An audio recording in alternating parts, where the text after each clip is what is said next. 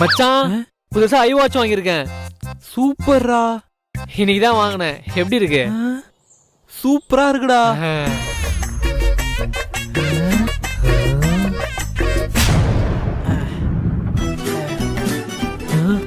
ஐயோ நல்லா இருக்குடா. நான் ஒரு நாள் போட்டுட்டு குத்துறேன். போலாம்டா. டேய் புது ஷர்ட்டா? ஆமாடா, நேத்தான் வாங்கினேன். பிராண்டடு. இந்த ஷர்ட் எனக்கு கரெக்டா இருக்குமா? உனக்கு பெர்ஃபெக்ட்டா இருக்கும்.